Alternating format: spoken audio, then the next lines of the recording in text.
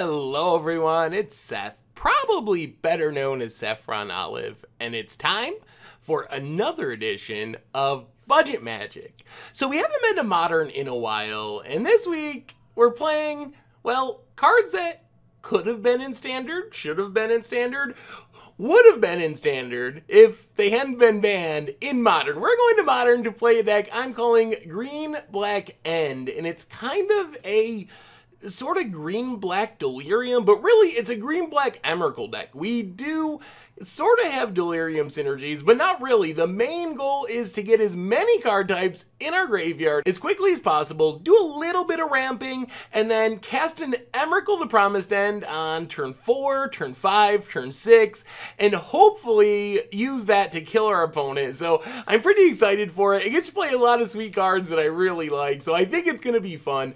Anyway, a quick reminder before we break down Green Black End for Modern. If you enjoy this deck and you enjoy Budget Magic in general, it would be awesome of you if you could take a quick second, click that subscribe button down in the corner of your screen.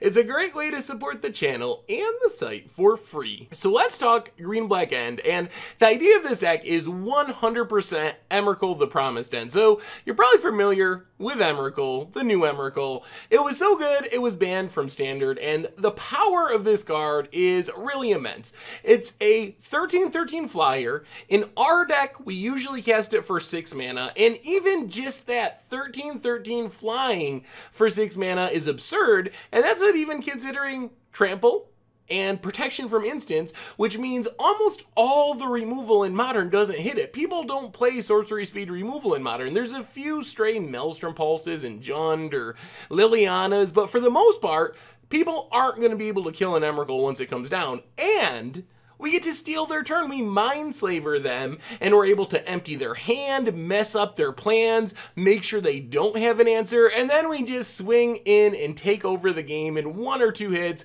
with Emrakul the Promised End. So this is the goal of our deck. This is what we're building towards. This is what essentially every card in our deck is designed to support, getting that Emrakul on the battlefield as soon as possible. Then I figured, well, if we're playing Emrakul, we might as well keep playing banned and standard cards. So we got Smuggler's Copter as well, which works really well with Emrakul because it lets us draw and discard a card, plus it's an artifact, which is one of the harder card types to get in the graveyard. So to make Emrakul cost 6 mana, we need to get 7 card types in the graveyard. So you're going to see as we go through this deck tech, we're playing a lot of somewhat weird cards because we really care about their card type and want their card type in the graveyard to get our Emrakul down as quickly as possible. Smuggler's Copter is also just good. We have a lot of small creatures in this deck, and we're able to crew it really easily. Then it loots, it deals damage. It's kind of part of our backup plan. If we, for some reason, can't Emrakul, we're going to be beating down in the air with Smuggler's Copters and some Lingering Souls tokens and hoping to win that way. So how do we get card types in the graveyard for Emrakul? Well, we have a handful of cards whose job is almost exclusively just to stock our graveyard. First, we have Satyr Wayfinder. It's a 1/1. It crews our Smuggler's Copter, lets us dump 3 or sometimes 4 cards in our graveyard, and gets us the land so we can make sure we're hitting our land drops, because we do need 6 actual mana to cast our Emrakul. Grizzly Salvage, instant speed, gets 4 cards in our graveyard, lets us grab a creature or a land, which means not only can we use it to get a land we need for Emrakul, hit those land drops, but it can also help us find our Emrakul or just chain it into a Satyr Wayfinder or something like that to keep getting even more cards in our graveyard. Vessel of Nascencies, less powerful than our other 2 cards, but it's a really important creature type. Like Artifact in our deck, Enchantment is one of the trickier types to get in the graveyard. So even though the rate of having to cast it for 1 mana, sack it for 2 mana is way worse than Satyr Wayfinder and Grizzly Salvage, the +1 mana from being an enchantment in our graveyard when we're casting our Emrakul is actually a really big deal and makes it worth a couple of slots in our deck.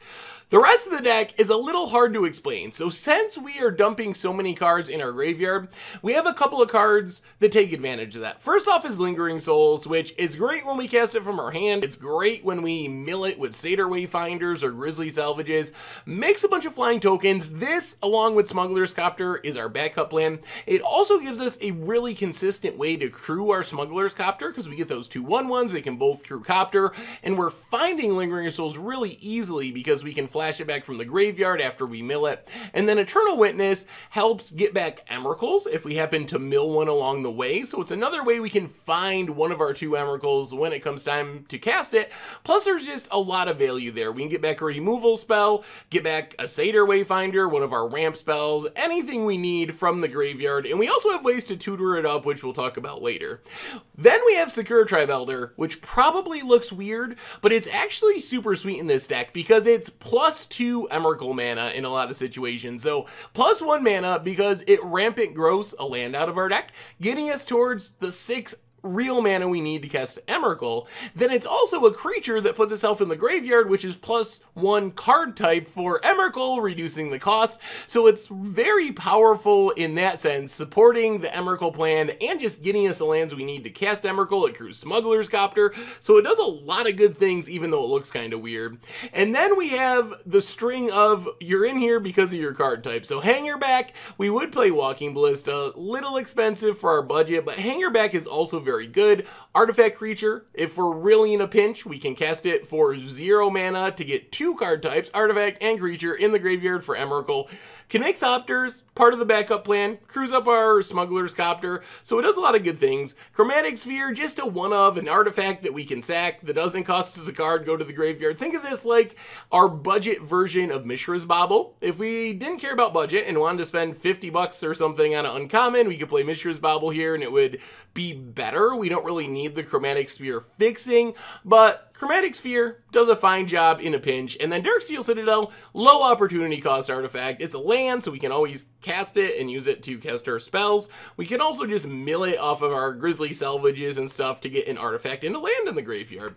Then we have Tribal Incident, Nameless Inversion. This is our removal suite in the main deck. So Nameless Inversion isn't great, but Tribal is one of the hardest, actually the hardest card type for our deck to get in the graveyard. So it's fine. It can kill things in the early game, and the +1 card type is very helpful. Deadweight kills a Delver, a Dark Confidant, something like that. Also ends up being an enchantment in the graveyard.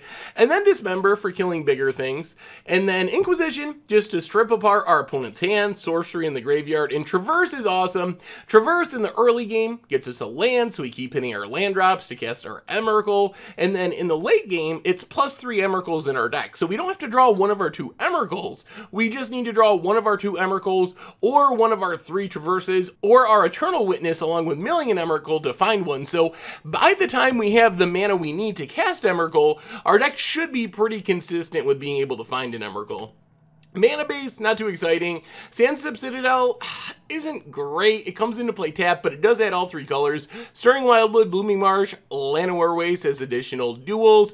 Bunch of basics. We already talked about Citadel. In the sideboard, Tormod's Crypts for graveyard decks, Duress to fight combo and control decks.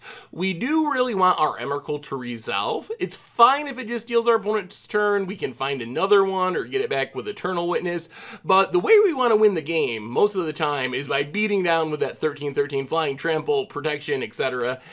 Languish, Budget Damnation, pretty much. It's a pretty good sweeper in most situations, although there are situations where we're up against Reality Smasher, a big Tarmogoyf, where Languish doesn't get it done, but against a lot of fast creatures, it's pretty much a straight-up Wrath. Golgari Charm can sweep away a bunch of little creatures, do some random stuff as well, get rid of an enchantment, which can be relevant. Doomblade for more removal, and Nature's Claim for artifacts and enchantments, and that's green-black End for Modern, and that's our budget magic deck for this week. So I think this deck is really sweet. The level of competition, or how competitive it is, I think is pretty high just because we have some really strong cards. Lingering Souls is a card that can win us the game. Emrakul is a card that, oh my god, it's very good in Modern. I think this is actually super underrated. I'm surprised people don't mess around with Emrakul more in Modern because it's so easier to get card types in the graveyard compared to Standard and cast it quickly. And once you cast it, you're still super favored to win, just like in Standard. Smuggler's Copter, another very underrated card. I think these cards will kind of catch on more and more in Modern because they are just very good. And then the main reason I like this deck is we get to play a ton of cards that I like. Satyr Wayfinders, one of my favorite cards. Secure Tribe Elder is awesome. We got Eternal Witnesses, and we can play Inquisition now because it's budget. So I just really like this deck. I think it's really fun. If you like graveyard decks, kind of grindy value decks, and then if you're looking for a way to take advantage of your Emrakuls and Smuggler's Copters that you can't play in Standard anymore, this is a pretty sweet budget-friendly way to do it. So anyway, let's get to the gameplay videos. Thank you very much for watching. I hope you enjoy the gameplay videos, and I will talk to you soon. Thanks for watching the video. If you enjoyed it, take a second and click that like button down below. It's a great way to help support the channel for free, and you can find the next video in the playlist right here.